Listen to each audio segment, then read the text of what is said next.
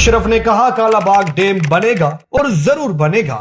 Meeting میں بیٹھے شخص نے بلند آواز میں کہا نو نیور، یہ منصوبہ کبھی نہیں بن سکتا۔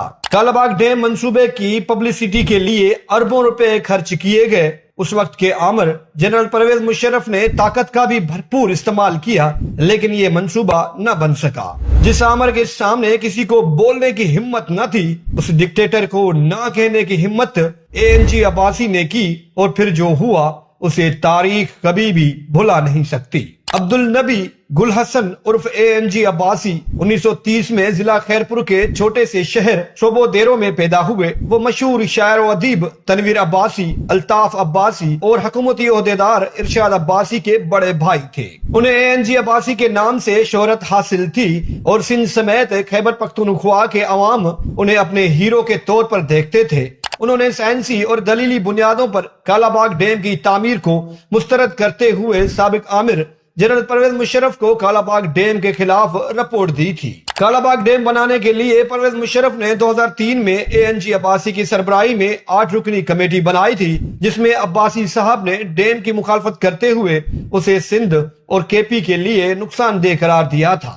کالا باغ ڈیم کے خلاف رپورٹ پیش کرنے پر پرویز مشرف کے ANG عباسی سے اختلاف بڑھ چکے تھے اور دونوں نے ایک دوسرے سے راستے بھی الگ کر لیے تھے، لیکن ڈیم کی مخالفت میں رپورٹ دینے پر ANG عباسی کو بڑے پیمانے پر شہرت ملی۔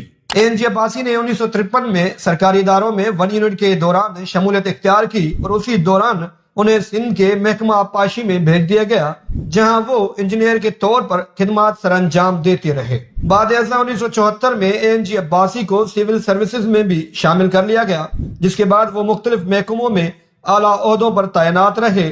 وہ وفاقی سیکریٹری سمیت صوبائی سیکریٹری بھی رہے، جبکہ سندھ پبلک سروس کمیشن کے چیئرمین بھی رہے۔ پرویز مشرف نے مارشل لا نافذ کرنے کے بعد جب سندھ کی پہلی کابینہ بنائی، اس میں انہوں نے ANG عباسی کو صوبائی وزیر بنا کر کئی وزارتوں کے قلمدان سونپے، لیکن عباسی صاحب اپنے اصولوں کی وجہ سے 6 ماہ بعد کابینہ سے الگ ہو گئے۔